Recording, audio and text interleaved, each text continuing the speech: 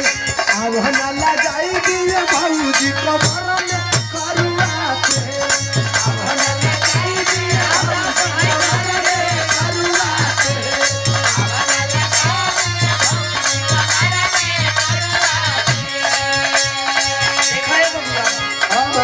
देवर अब देवर नहीं रहा। अच्छा ज्यादा फड़फड़ा मत। हम फड़फड़ात नहीं थी। तनी मान जा फेल हो जाए परीक्षा में। सुना अपन कॉपी दिखाओ देखो हम कितना लिखो तनी। अरे वो तो पता चली रिजल्ट आई तब ना वो न पता नहीं अपन पाने तू गाल हम देखो लिखे चालू कर तने फेल होई बा।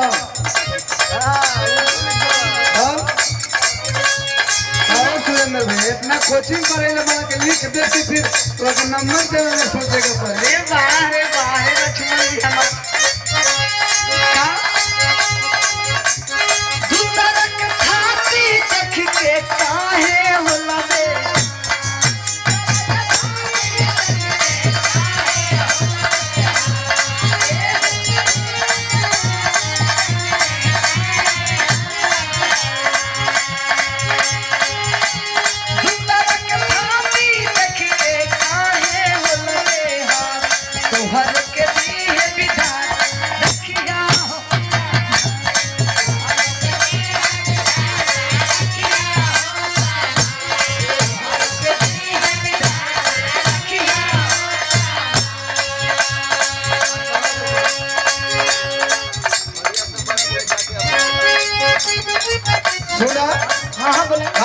चिंता ना रही। अरे काहे ना चिंता नहीं तोरे पना जा तू मैं परीक्षा को देव फेल हो जी बता। सुना अरे भैया तो पहुंच गई ले जाके अम्बाला अरे भैया ने तो कई बार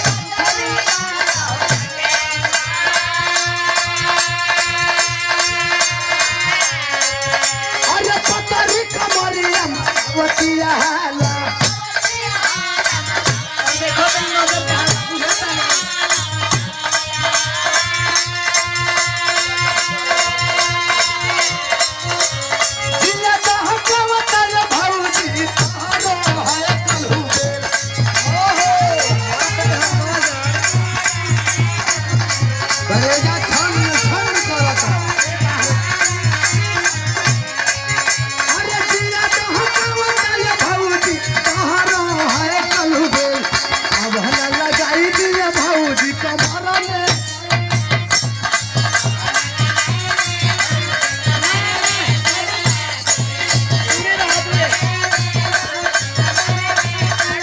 ऐसा ना पता नहीं।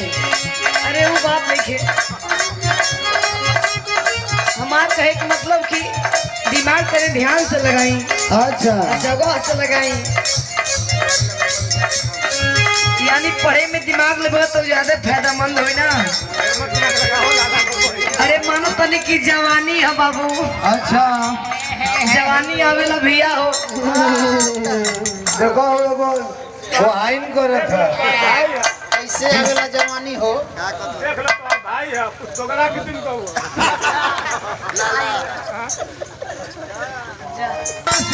अरे एकरे के बचा के रखेगा। अरे मानो तनी जवानी आवेला हाँ अब एक समेत ले तो बंदी बढ़ा दी नहीं तो बर्बाद हो जाएगा बाबू। अच्छा सुना बहन का याद है सुना हमारे बता का एगो तुम्हारा भैया बने तोरा पतिया में का तो कहत ना कि कुकुर हवे जा उड़ल हो ना कपार झरे के कहत रहे खरिहान लिखल बा एक मुट्ठी के डांट हमरो बा पीटबो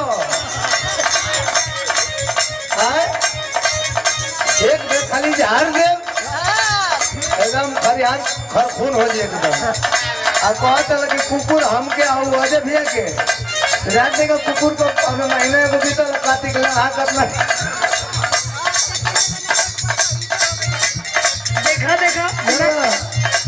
लगा के 1.5 बीस तक खींचवे के हली पर घिसराई थी सुतरा को अरे जागना ही सुना है बबुआ। बताओ बाबा ये अपनी जवानिया पर राखत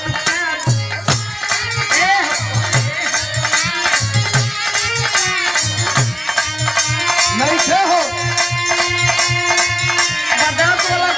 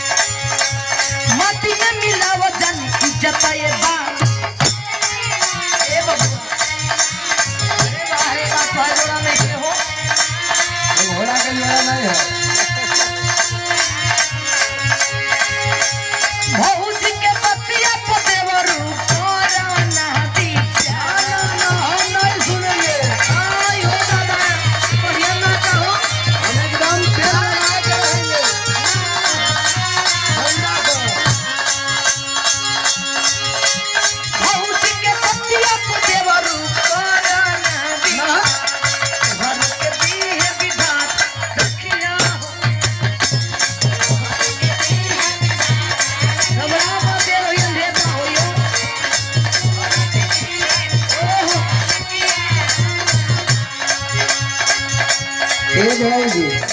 अरे बोलो ना हो का दिन भर लाड़ चुआवत रहेला झुट्ठो के आगे पीछे बार डोलत रहेला अरे लाल जुआवत है केवन भोको धनिया पूरा करके हम चला चिकोरा था खाली हम कहाँ भागत हई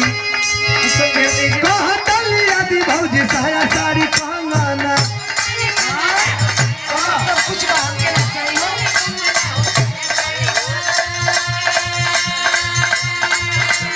महिया ले है तो हर देवालाल साजाना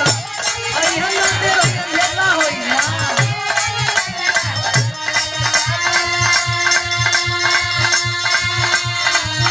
अरे तारा दाते अंदर के बाते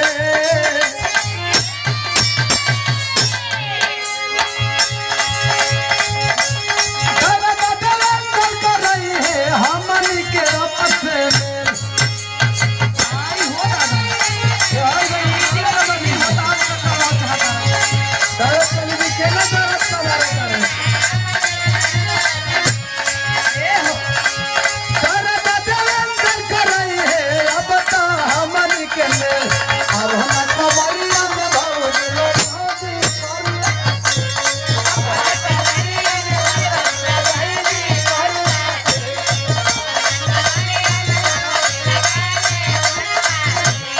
देखा है बबुआ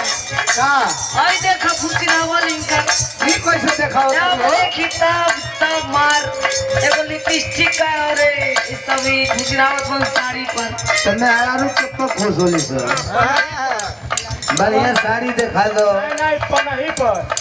पनही अब का पनही मेरा आज कमर काइन कोने खुश हो गई सुनाए बबुआ आखिरी में समझाओ थे ईमानदार समझाओ तो ये समझो हमारा के चाही न साया साड़ी चोली सब तो पकड़ ली वो ब्रांड के नाम ले जा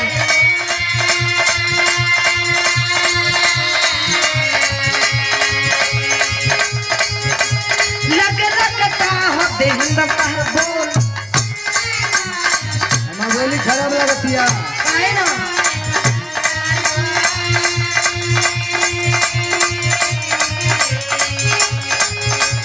लक्ष्मी के बतिया पर देवरू कराना बिचारा का भोरे भोरे डोले लगना के पीछे और विचार करे ना टाइम ना हो विधायक फरियाद करे वाला टाइम ओए हो दादा फैसला अंदर इसको लक्ष्मी के बतिया पर देवरू कराना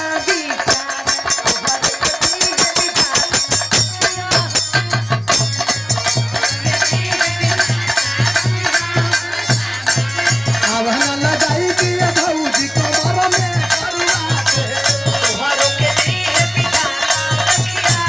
अब हम लगाती मेरी भौजी कमर में करुआ के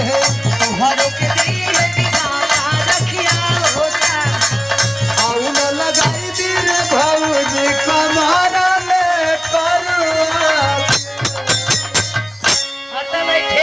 पढ़ाई